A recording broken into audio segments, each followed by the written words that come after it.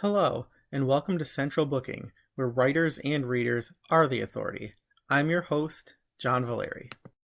Today, I'm joined in conversation by New York Times bestselling author Charles Todd, whose thrilling mix of mystery and history has won a legion of fans around the globe.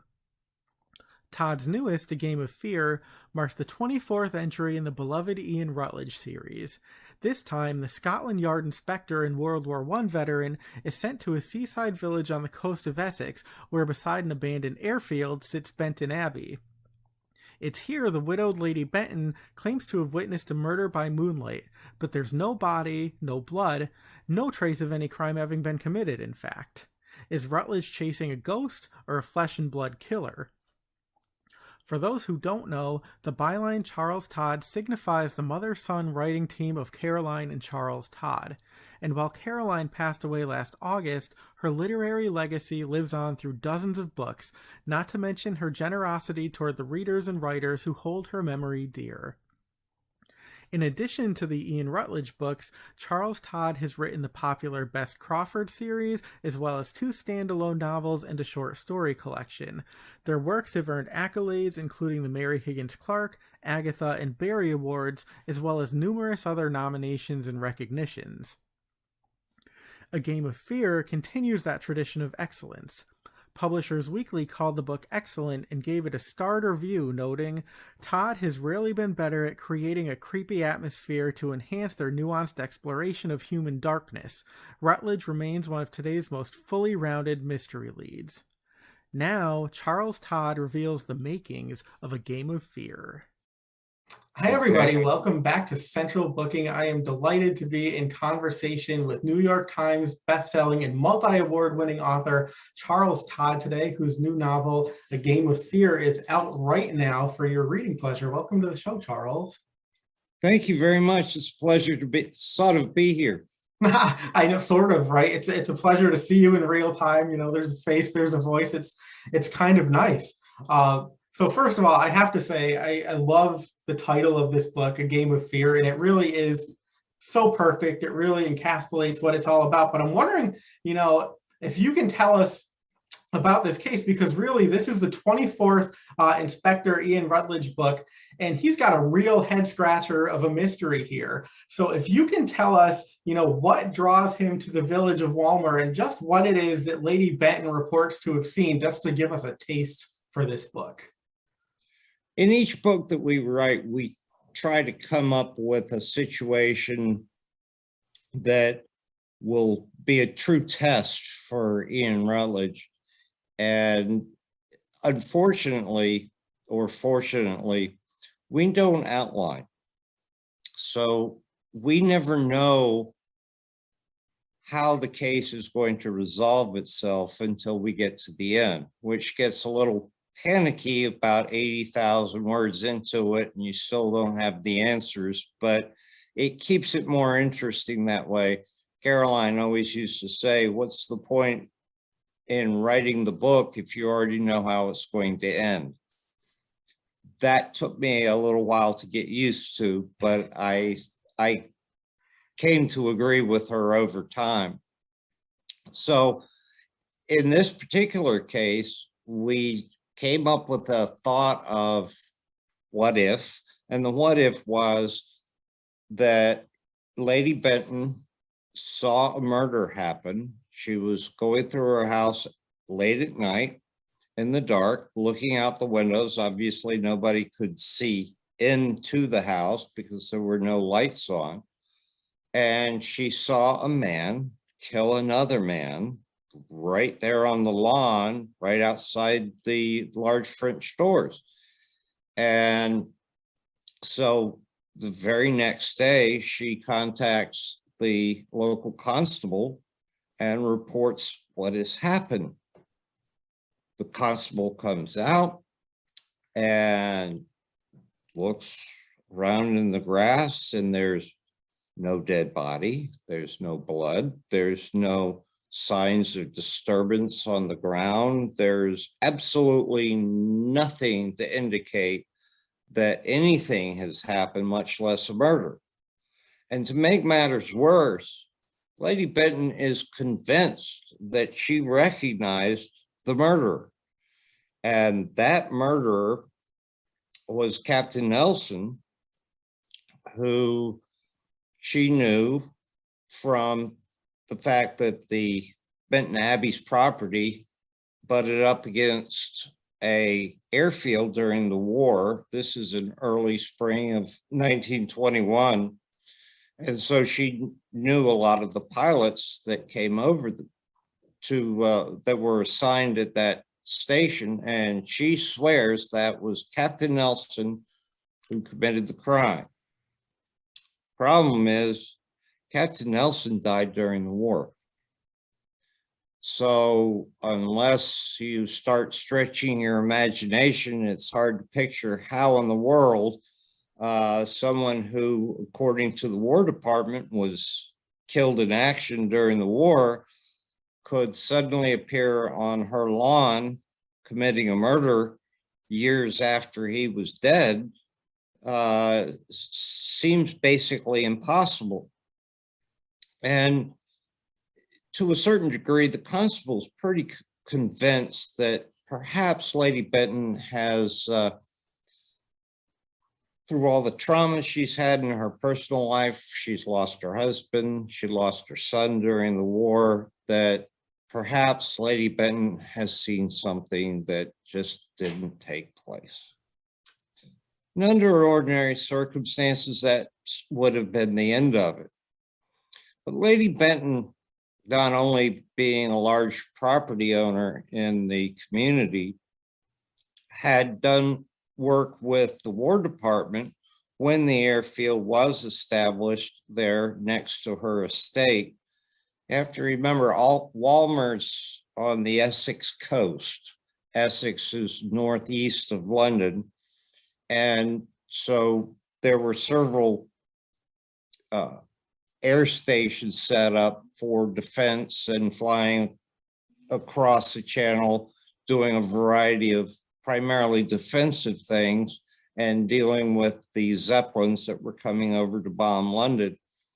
So Lady Benton the War Department is sort of indebted to Lady Benton for the fact that not only was she willing to deal with having this sort of in her backyard, but she had extended the hospitality of her house. She welcomed the pilots and their crews to come over and spend time relaxing on her grounds, and would occasionally invite them into the house for lemonade or whatever, something to give them an opportunity to take their mind off of the difficult tasks that they had on a routine basis in front of them. So the War Department's kind of indebted to her. And because of her social status, she also has the ear of the chief constable. So even though this is something that the local constable would have written off, Lady Benton's position leads to the chief constable, who sort of, one way to deal with a situation like this is to turn it over to Scotland Yard. And that is our opportunity to bring in Ian Rutledge to investigate the case and try and figure out, A, did something actually happen? And B, what is going on with Captain Nelson? Is he definitely dead? How could he have come back? And tie it up with a neat bow on top by the end of the book. It's such a compelling premise, and I love that you said your mom was a firm believer in really not knowing where the story was going to go, because I can really appreciate that if you as the authors don't know the ending, it makes it that much harder for us as a reader to guess it, because it's not like you wrote a list A to Z, check them off, and there is your book. It's you're really figuring it out as you go along, as are we. But it works so well in this book. Critical though, because we are following Ian Rutledge as he is working the case. We are paying very close attention to how the investigation is progressing. we used to feel that in writing a mystery, it's a race between the writer and the reader. We want to get to the end first, but we want to bring the reader along with us so that when the final solution at the end of the case is revealed, that the reader feels satisfied and not cheated, that we didn't suddenly come along at the end and go, oh, the butler did it.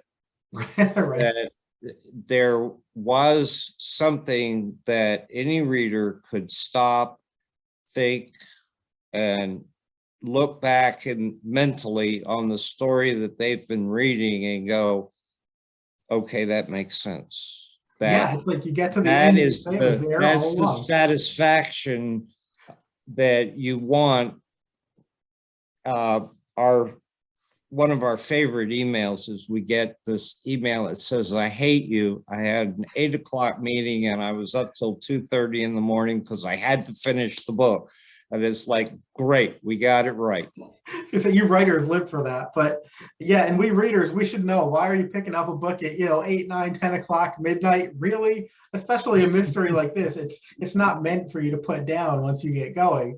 But I really appreciate that perspective, and I'm so glad that you talked a bit about Lady Benton too. That was actually going to be my next question to you, just because she's such an interesting character, because she is sort of that consummate mix of strength and vulnerability. And now we know why, because she is, until this happens, pretty sure of herself. People are very respectful of her, and she has good standing in the community. So a lot of people would, they would hear this story about a supposed ghost killing in the yard and say, this woman is a crackpot, she's seeing things, but they extend her a bit more courtesy, due to who she is and what she's experienced. So it's a really, it's a really well-developed character. And I wanted to ask, first of all, when Markham assigns Rutledge the case, and he's given some grief by the people in his office about going off, it doesn't take very long for Rutledge to spend some time with Lady Benton and recognize the strength and determination that she has within herself. And that is motivation enough to Rutledge to want to figure out exactly what went wrong and try to bring it to some form of resolution. Not sure that it's going to turn out the way he expects or the way his superiors may want, but at least be able to understand what happened. Right. Yeah. And once he meets her, he realizes that you can't really write her off, that quickly, which I love. And the other thing I really enjoyed about this story, I mean, there were lots of things I enjoyed about it, but there's sort of this duality of hauntings. She sees something that maybe is real, maybe is spectral. And then, people who are familiar with the character will know that he sort of has his own ghost who follows him around as well. There's Hamish, who's always that voice in his head. So there's this haunting that he's investigating, or what could be a haunting, and he himself is haunted. So I'm wondering, if you can talk about his own personal haunting influences, his approach to an investigation, but then also how Hamish allows you to explore what our war veterans often carry back from that experience with them. That was very difficult for us because, to be honest with you, as we were writing A Test of Wills, which was the first Rutledge book, we were trying to explore that part of his character as we were writing the book. And Hamish really came from Rutledge as we developed his story. Ian Rutledge was a young up-and-coming Scotland Yard inspector all the way until 1914. In fact, we tell that story of before the war in our book, A Fine Summer's Day, which was our recognition of the anniversary of the 100-year anniversary of the beginning of World War I. We published it in 2014. And Rutledge ultimately winds up going off and serving as an officer in the British Army in the trenches on the Western Front throughout the Great War, and saw quite a bit. And so that took a great deal of research on our part, because it's one thing to see the maps and this offensive and this battle took place, but to gain a real understanding of what was going on in the trenches. That's why we enjoyed They Shall Not Grow Old so much. I wish it had come out when we were getting started on this, but it used actual footage and written records from the men who served to describe what it was like living in those trenches and what people saw, dealt with, and had to come to terms with when they came home. One of the problems was that the sergeants in the Army were the ones that led the troops over the top into no man's land when the whistles blew and the offense was started. And by the time Rutledge got to the Battle of the Somme, he didn't have a sergeant, he had a corporal. He had Hamish MacLeod, who was not only his non-commissioned officer, but also someone through that communal experience he had come to rely on, have a lot of respect for, and a certain level of closeness and friendship. And so right before the last offensive that Rutledge was on the front for, when he got the orders and was sharing it with Hamish, Hamish told him, he said, I'll go over the top, but I will not lead the men. I'm tired of leading men to their deaths.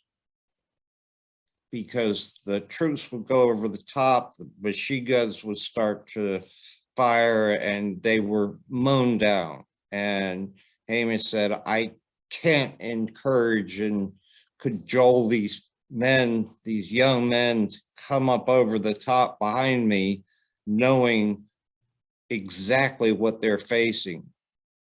And Rutledge explained to him that in combat like that, when the order came down, as the lead non-commissioned officer, it was his duty to perform that task. And if he didn't, it was immediate court-martial and execution for insubordination.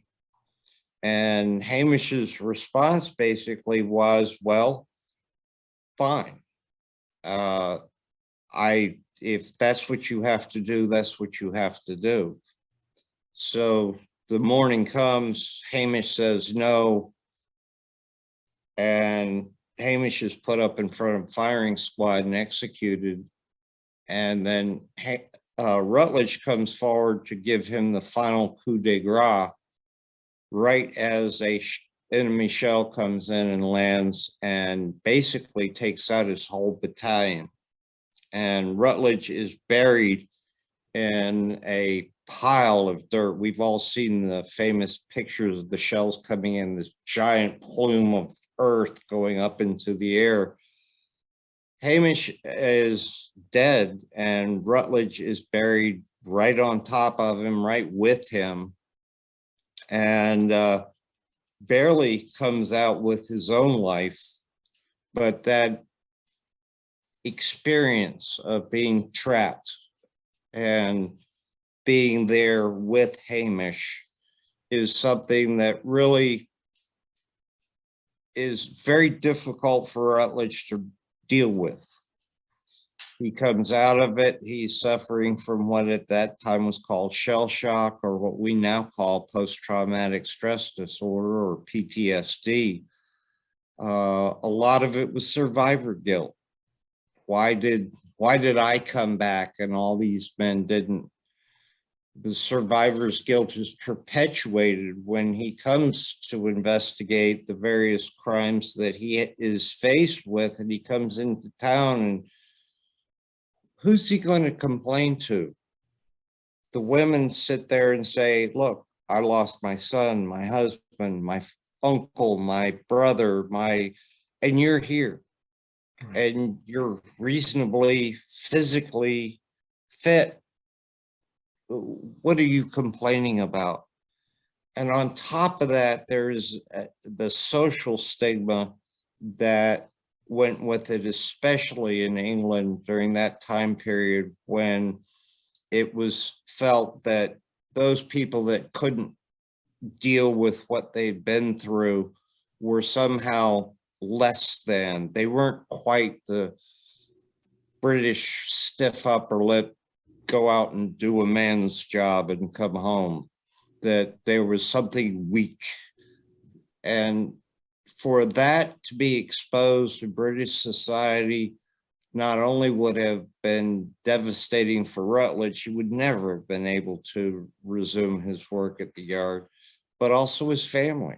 It would be a social stain on the entire family. So Rutledge has to keep all of these issues inside himself. He can't share it with anyone. And so Hamish comes along not as a ghost, not as a specter, but more as a coping mechanism. Hamish doesn't see anything that Rutledge can't see. He doesn't know anything that Rutledge can't know. He's not that ghost specter that has this unique insight, but it gives Rutledge someone that he feels comfortable talking to, and quite oftentimes catches himself having conversations with Hamish when other people are around. But he knows Hamish is dead. But by keeping his memory alive, allows him to find some measure of solace, some way of dealing with what he's been through, and that he can't share with anybody else. For us as authors, that was a wonderful opportunity, because at the end of the Great War, there was such a shortage of manpower. The usual, what you'll see in a lot of British mysteries on television, you'll have the inspector go out with his sergeant and that he talks to, or Peter Wimsey has Bunter, his old Batman that served with him during the war. But Rutledge is alone. And it gave us an opportunity to explore Rutledge's personality and better define him as a character through his conversations with Hamish. The most important thing that we felt at the time was we did not want this to be a gimmick. It was not a sales pitch thing of, oh, we've got this. We did a tremendous amount of research on PTSD. We spoke with a lot of veterans, primarily from the Vietnam era, that had experienced some of the same symptoms. We had known people from World War II that had been through that. And fortunately, my mother's uncle and my great uncle served during World War I. He was an ambulance driver and then later a pilot in World War I. So we had some non-book relationship with those experiences and what people had been through to try and handle it in a way that was proper.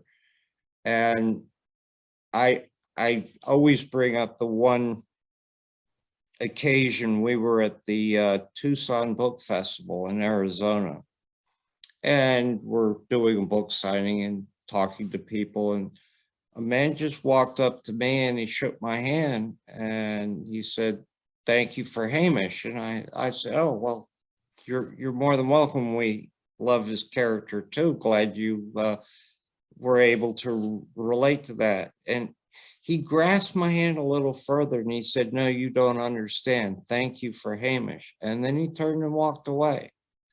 And that told me that maybe we'd gotten it right, that we'd handled it in the way that we wanted to.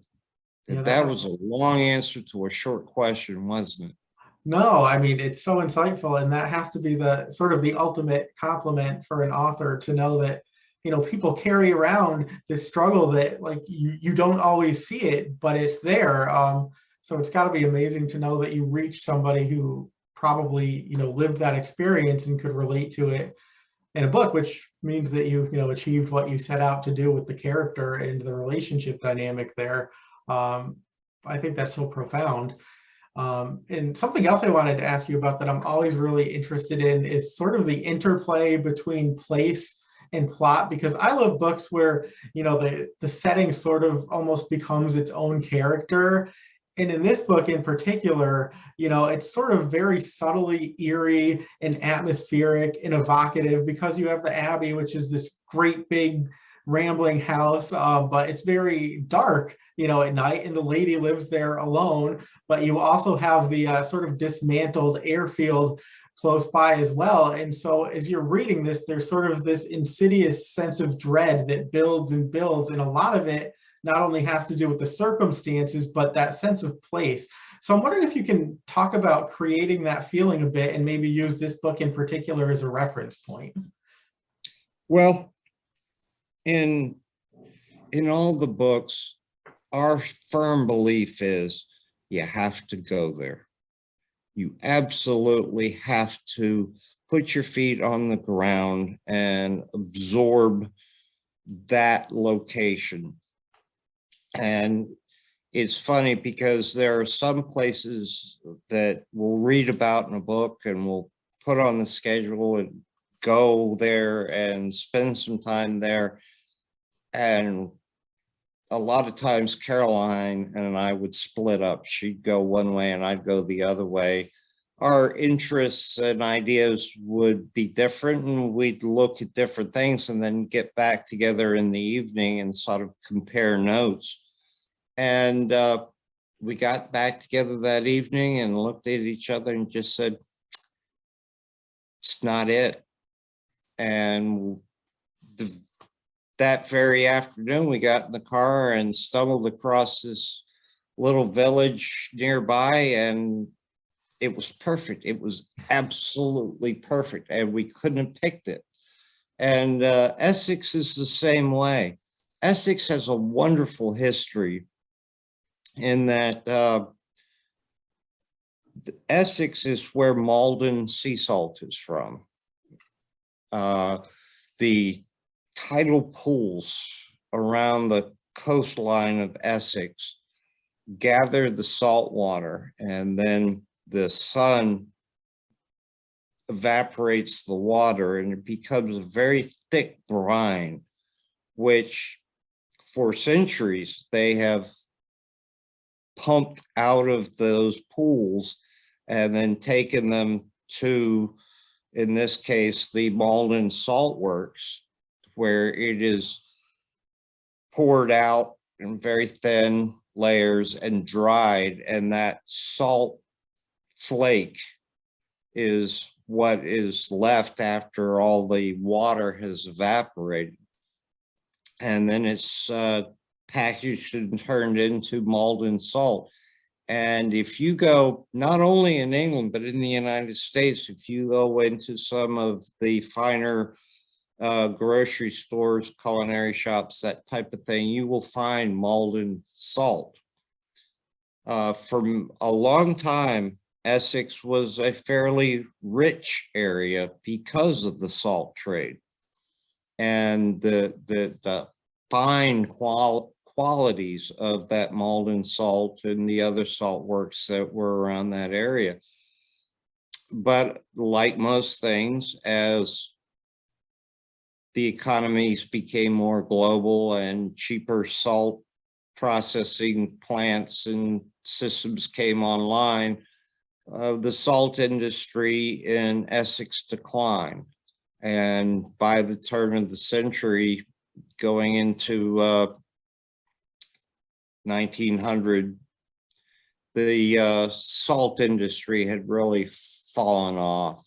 And if you go to Essex today, especially the southern part of Essex, is really a suburb of London now, because London sprawled so far.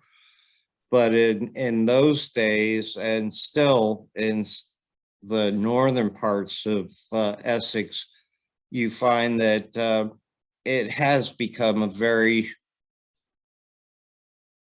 poor area, in that there's not a lot of industry, there's not a lot of business, and the very small fishing villages, there's still some salt being collected, but nowhere near like it was. And so it has that kind of ghost town effect. You hear about the gold rush towns in the United States, where the gold ran out and everybody left, and you've got a couple of people in some battered old places. And that's part of what Essex problem was. And the other thing was, they didn't really have any beachfront area because of the tidal estuaries and the way the waterways worked around that area, that you didn't have pristine beaches and things that would draw tourists to that area. They would go either further north to some of the areas up there, or down south towards Brighton and that area for their holiday. And so Essex kind of was a forgotten little place, and yet very proud people. They're proud of their history, they're proud of their heritage, and they feel like they've stuck it out, and are very proud of the place that they call home. Sure. But if you don't go there, you can Google it from here to Christmas, but until you go there, you don't get that whole sense of history in the place. And I agree with your phrasing there. The setting is the character. That's what we look for in every single Rutledge and Bess Crawford book, is what is it about this area that makes it special?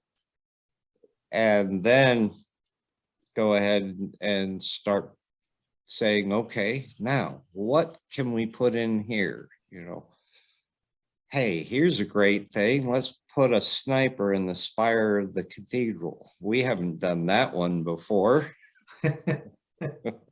And that's where hunting shadows came from. Right. And it's so palpable. I mean, I actually felt like I was out there in the dark, in the fog, in the rain, chasing after a horse. I mean, you were immersed in this world.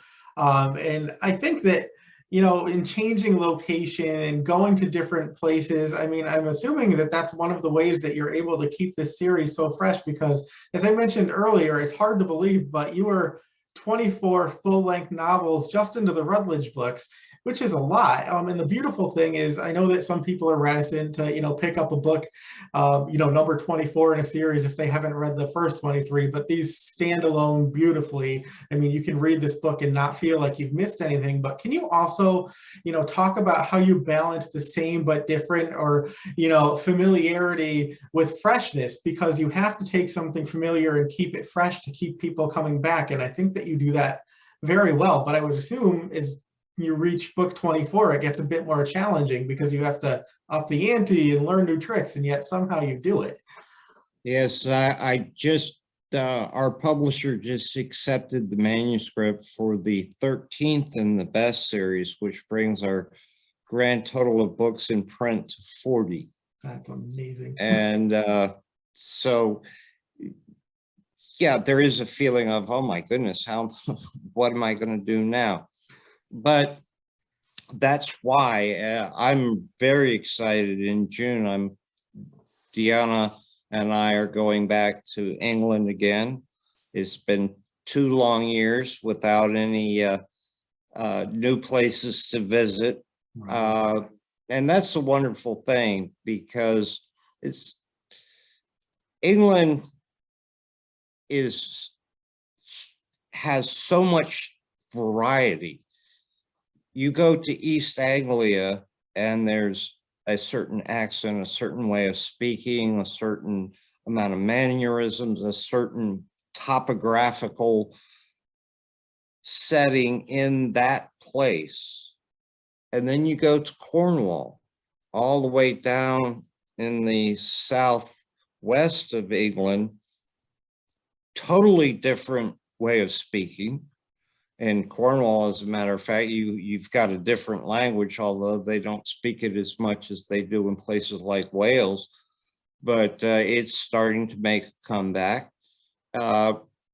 Very different people, different historical influence. In East Anglia, you've got the Viking influence and all the things that took place up in that particular part of England that's totally different from Cornwall. And my favorite place in the world is Tintagel, which was supposedly King Arthur's castle, and going and wandering those ruins.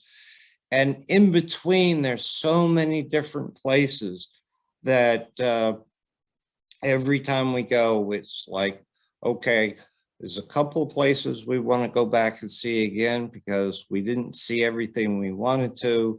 And there's a whole lot of places that we haven't been and want to go see again. And that really and truly, that's what keeps it fresh. Because each time you get to know a new group of people. That's why, for example, you mentioned Walmer. Walmer does not exist, except for Upper Streatham and Warwickshire, where we set test of wills. Every book we've written is in a close sounding location, but not the exact name, primarily because we've got friends who live in those places now, people that we spent time with and gotten to know. And the last thing we want to do, and in a lot of cases, we don't even talk about, well, I'm a mystery author and we want to kill somebody in your town. That will get you absolutely nowhere. But just going by and taking an interest and wanting to learn, people are happy to help you out, especially if you know something about dogs. British people don't like to talk about themselves, but you talk to them about their dog and you've got a pretty good start. That's a great tip. That will get people talking. You know, you bring up Yes, the dog, it will. the animals. I mean, just don't harm them in the books. That's a no-no. But no animals, no pets, and no children get harmed in our books. But the other thing that we enjoy a lot is they still have the town markets.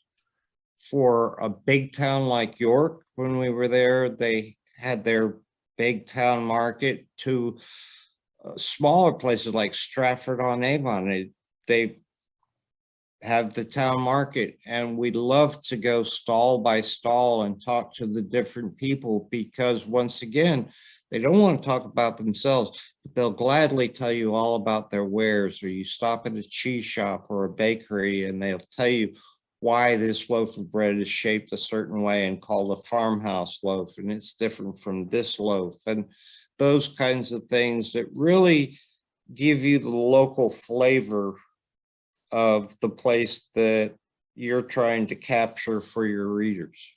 sure. And let me ask you too, you know, something that really intrigues me about historical fiction is, you don't have the benefit of technology. So, there's no DNA, there's no GPS, surveillance video, none of that stuff that can really propel an investigation forward. And I would assume in some ways that can be very refreshing and liberating. And in other ways, it has to be a challenge. So I'm wondering if you can talk about that sort of dichotomy and how it challenges you as an author, but also gives you sort of a creative challenge. Challenge doesn't have to be a bad thing, but also how it plays into the ingenuity of your characters, because they have to rely on, solid investigation and instinct. They can't just type something into a computer and get answers immediately back. Absolutely. And please understand, going to different writers' conferences and things, we've gone to workshops with forensics people, ballistics people, and it's great. We really enjoy true forensics and forensic science. Not necessarily that what you see on TV is what's actually taking Right. place during an investigation, and why the detective is still an important part, even with forensics. Caroline and I got started in writing mysteries because we loved reading mysteries, and the mysteries we enjoyed the most were what's generally called the Golden Age mysteries. Your Hercule Poirot's, your Miss Marples, your Peter Wimsey's, your Sherlock Holmes, even though he was kind of predates that particular area, but we liked it because the knowledge and the skill of the detective truly spending time getting to know people, using their knowledge and skill and understanding of people and their interactions, and being able to put those things together to solve a crime, to us was the ultimate challenge. Because on the one hand, you've got my barking dog in the background. On the one hand, you've got the villain who is doing everything they can not to draw attention. Do you ever do something wrong or embarrassing and you say, well, if I just act normal, it'll be okay? And all of a sudden you realize you don't remember what being normal is. I was never good at that. And on the other hand, you've got the detective trying to, so it's that mano a mano type of challenge going on. And the one thing that makes Rutledge kind of special is Rutledge has gone from a young up-and-coming Scotland Yard inspector whose job it was to catch murderers. Then he goes off and he serves for king and country, and he knows what it's like to be a murderer. And now he's coming back, resuming his career, but he has that understanding of this psychological impact. I don't care, unless it's like, that's why we don't set our books in London or major metropolitan areas, because there are some gang associated, organized crime associated murders where it is truly a cold-blooded murder. But out in these villages and towns, murder is a very rare thing. And that's why Scotland Yard gets called in, because they have that experience when a local constable or a inspector for the local constabulary may have seen a murder, maybe two, tops in his 20-year career in the whole area. And usually it's something easily solved. Somebody gets killed in a fight, or a spousal argument, or a family disagreement. It's very simple. But Rutledge comes into it and he knows now how that stains the character of the person who committed it. It doesn't mean he can look at them and tell, Right. oh, that person's the murderer. but he knows that because of the damage done to any person as a result of committing murder, he knows exactly how to approach it in a way that he wouldn't have had he not served in the war and taken a life himself. Sure. Yeah, it's interesting just because I tend to read a lot of contemporary set fiction more so, than historical. So to read something like this is really refreshing because it is sort of investigation in its purest sense. And the answer is not going to come from triangulation of cell phone data. Like you really need to get to the depth of it. And it's just nice No, to not have all that technology in the way sometimes. in some ways, there are a lot of series. We're big fans of Lee Child. We've known him for a long time, so that kind of contributes to it. But I will say that in modern day fiction, mystery fiction, I'm using the Reacher character in particular, who doesn't necessarily have access to some of those things, to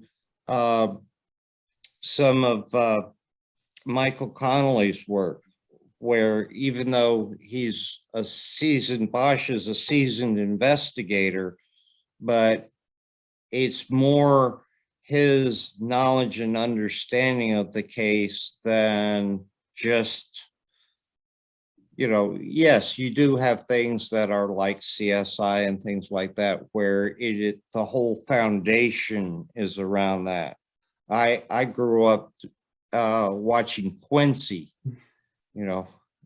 and so there are some where it does delve a great deal into the science. But even in modern day fiction, there are several examples, but putting it in a historical setting in many ways gives you an added responsibility, because a lot of people come to us and say, especially in the United States, World War I wasn't really covered when I was in school. Right.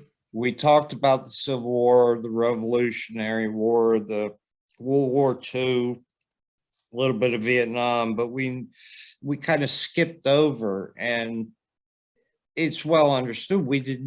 Wilson didn't give his war to end all war speech until April of 1917. And by the time we really had boots on the ground, the war was just about over, thanks to our help. But the war was just about over. It wasn't like England, where they went in 1914 and slogged their way through to 1918 and ultimately 1919, when the armistice was signed. And the sheer carnage, what amazes me, I don't care the littlest, tiniest blip in the road town, they've got a Great War memorial in that town, and it's always kept as a focus of pride. It's well kept, looks fantastic. I remembered we were in one town, the town church had standard Norman type church, had the square tower in front with the nave behind it, and etched in the walls of that bell tower were the names of those who died during the Great War. And I was standing there reading the names, and the first thing that struck me was how many of them had the same last name. And I realized that during World War I, the local area would form the Cumberland Yeoman, the light cavalry of this and that and the other. They all served together. And when an entire battalion or regiment or brigade was wiped out in a matter of minutes, it wasn't a question of the chaplain pulling up in the army car knocking on a door. It was everybody in that town got up, went to bed last night, and were hoping and praying their family was alive. Got up the next morning and got the news that every male of serving age in that town was dead. And those names showed the same last names repeated over and over and over. And I stood there reading the names going up the bell tower. And as they got further up, they were harder to read, and it was getting darker because the sunlight wasn't coming in. And I realized that the names just kept going up, but I couldn't see them all. Right. And that is what we try to capture in the Rutledge series, is not so much what took place in France and all the different places that the war was fought, but what was there when they came home. Right. All the wounded, all the maimed, all the families, how it completely changed the Victorian Edwardian society and really ushered England into the modern age of the Great Britain that we know now. And we see the pictures of Rosie the Riveter from World War II. And yet it was during World War I in England that the women were plowing the fields and delivering the mail and driving the lorries and driving the buses and doing all the things that before that war, a woman would never even think herself of doing those kinds of things, much less having it being accepted by the society. And yet they were greatly dependent on. And then a lot of those young men didn't come back, and they kept on having those roles and careers in society that was kind of thrust on them. Right. So England changed a great deal as a result of that war. And because of our love of England and our love of history, it was a perfect place for us. Plus, it means we get to go to England in June and write it off on our taxes. Absolutely. A little perk. You take them where you can find them. And yeah, I'm sure it'll be nice to travel again, living in these crazy, crazy times. Only a few more questions for you. I want to let you get back to your evening, but I would be remiss if I didn't ask you about your mom. I mean, we've both mentioned Caroline Todd tonight, and I didn't have the pleasure of knowing her in person, but I sort of felt like I did, only because she had this great, social media presence, and her picture, her face would pop up online all the time with this beautiful smile. And when she passed, I remember, the incredible outpouring of sympathy. And people didn't just respect your mom, but there was really a genuine sort of a reverence and an affection and really a fondness for her. So, and there's a beautiful tribute, in this book that you wrote for her. But I'm wondering if you can just tell us, what do you want readers to know or remember about your mom, who you were fortunate enough to write many, many books with over many, many years? That was a rewarding part of our relationship, because I not only got to know my mother as my mother, but as an equal and a professional. We didn't start writing until I had moved out. I'd graduated from college, gone on, started a career, those kinds of things. So I had had a life of my own for quite a period of time. And Caroline had kept on going. In her lifetime, she traveled to 107 different countries. That's incredible. Just amazing to me. I remember saying to her one time, Mom, I understand you want to see all these places, but why did you have to go to Rwanda? And she just looked at me and she said, the silverback gorillas are in Rwanda. And I said, okay, that makes sense then. Fine. She was a very loving and caring person, both for people and for her animals. She never, any furry critter that showed up on her porch, from raccoon to fox to possum to cats and dogs, she fed them all. And ushered a lot of them into her home and cared for them as much as she also did for people. And I think that really came across in all the people that had the opportunity to meet her. She felt incredibly grateful to our readers. My mother had always wanted to be a writer from the time she was a little child. And the most rewarding part for me was seeing her be able to realize her dream come true, so to speak, and be successful at it as well. That meant a great deal to her. But the main thing about my mother was her determination. When my mother made up her mind she was going to do something, you just better, she was not a very tall woman, not a very strong woman, but she had a spine of steel. She was a typical Southern lady. She was sweet and kind and generous, but she had a spine of steel. And by golly, when she put her mind to something, there was no stopping that woman.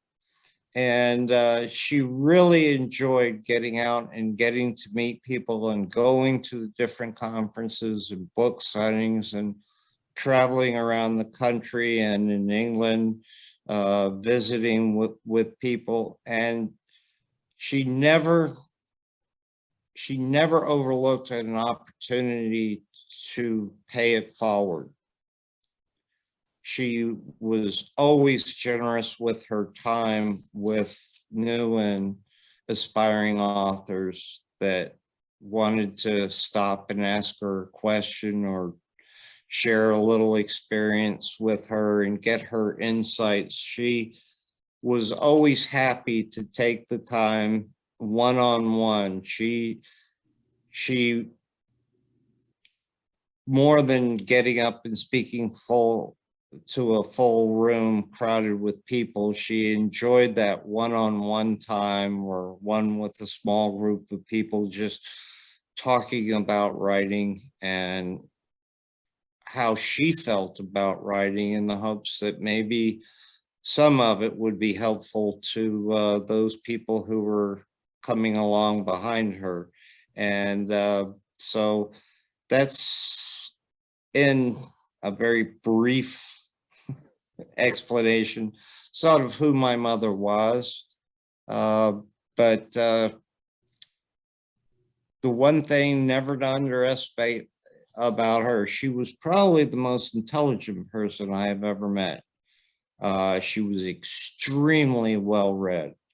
I would often talk, I've got over 5,000 books in my library. My mother has 3 times as many. There's all that travel time to 107 countries. Plenty of time to read. She read every single one of them too, and remembered them. Whether it was the Elizabethan period or the English Civil War or World War I or the Boer War or the Crimean War, it didn't matter. She was a fountain of knowledge. That's incredible. And she leaves behind such an incredible, literary legacy. I mean, 40 books. I wish I had her will and determination, because man, she gets it done. So that was a fun thing. We'd be in England and she'd go charging off somewhere and I'd be right behind her. And inevitably, I'm the one slogging up the hill with his tongue hanging out. Mom's charging up ahead, ready to see what's up at the top. And she solved the book's problems on the way, I mean. Absolutely. Dynamic. I love it. So final questions for you, but this I'm sure is a question that your mom was asked 1,000,001 times and that you probably have been as well, but I'll put a little twist on it too. So in terms of a creative or writing life, what is the best advice that you were ever given. That's the one I'm sure you get a lot, but then also the best advice that you were never given and had to learn for yourself throughout the actual process of doing it. The one piece of advice that I was given was, writing is a craft. If you're going to be an artist, you study the masters. Doesn't mean that you're going to imitate the masters, but you study them, you understand them, you have a knowledge of what it is that they were trying to create and how they created it. If you're not a reader, writing is going to be extremely difficult. The one thing I was not told so much was how to get to know people and use your experiences throughout your life to draw on when you're trying to create characters. There's a character in A Pale Horse. It was a blacksmith who repaired the sterling silver communion service for the local church, but he didn't want anybody to know that he'd done it because he enjoyed doing that really fine work. And yet here was a man who worked on plows. That actually comes from a story that comes from my personal experience. I was working at a small college in the very deep South. And there was a man there that worked as a welder and milling repairman who worked on harvesters, plows, these kinds of things, that I went to asking if he knew someone, because on one of the coffee pots, it had 4 feet attached to the base and one had broken off. And out where I was, I was at a loss how to get it repaired. And I took it to him and showed it to him, and I was explaining to him what I needed, and said, "Oh, that's silver solder, and that's this is." So tell you what, just leave it with me. And I left it with him. The work he did was amazing. He worked on several pieces for me for the time that I was living in that area, working at that particular place. And his work was absolutely incredible. And I had no expectation. It was many, many, many years later that we were riding A Pale Horse. And A Pale Horse is set in Uffington, is known as the Uffington horse, or the running horse of Uffington. And Wayland Smithy is there too. It's prehistoric. Basically, it's a big slab of stone on 2 smallest stones, so it looks like a bench. And the lore was that if you tied your horse up next to the smithy, Wayland Smithy, and left a few coins on there, you'd come back in the morning and the horse would be shod. And so naturally we had to put a blacksmith into the story, and we're working along. And it just out of the blue, I happened to remember that story, and I talked to Caroline about it, and she said, "Hey, that'll work." And we worked it in, and it was sort of a little tribute to the band I knew working down the rural South of the United States. I love that. I mean, inspiration is all around. If you just see it and, remember it these many years later, that's terrific. You become people watchers as a writer, and you sort of add different personalities to your collection, some good, some bad, but you try to glean out of it something that you can stash away for your repertoire later. Well, I just filed that away because that is going to be my defense. When people say you're a voyeur, I'm going to say, no, I'm not. I'm a writer. I'm not a voyeur. There you go. All right. Final question for you. So you were a man of mystery and suspense, and you, I believe, said that you just turned in your 40th book not long ago. So I'm wondering if you wouldn't mind just leaving us with a quick teaser as to what we might expect next. Well, Game of Fear was the last Rutledge manuscript that Caroline and I turned in. We turned it in February of last year, and it came out February 1st of this year. I've just finished getting the 13th and the Bess Crawford series accepted by the publisher. It's through the initial editing process. And so when Caroline passed, my primary focus was to get these two books out and in as pristine a condition as humanly possible to carry on that legacy of our work together. Now I am attempting to pull together a story for the next Rutledge. The caveat is Caroline and I really set a standard for ourselves of what our expectations were for the type of book and the quality of book that we wanted to produce.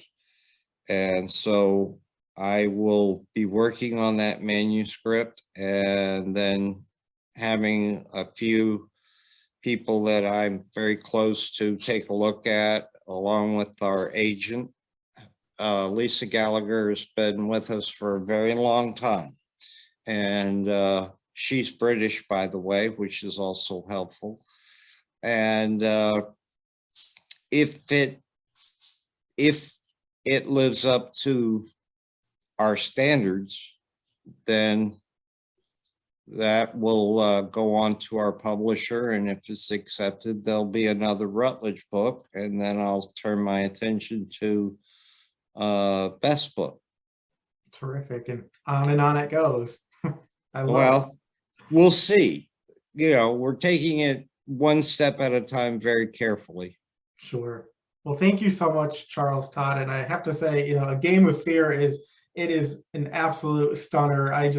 I read this book, and it was one of those books, you know, you're tearing through it and trying to pace yourself and slow yourself down just because you don't want it to be over. I tend to read really, really quick, and I had to force myself not to do that and to try really to appreciate that. And I think that, you know, that's really the hallmark of a book. A good book is when you want to slow down the process so that it lasts a little bit longer. So I, you know, highly encourage people to pick this one up while we're waiting on the others. And thank you again for being here tonight. Thank you very much. It was a pleasure to be here, and it was nice to talk to you. That's it for this episode of Central Booking. Thanks for watching, and be sure to subscribe to our channel so you don't miss a thing.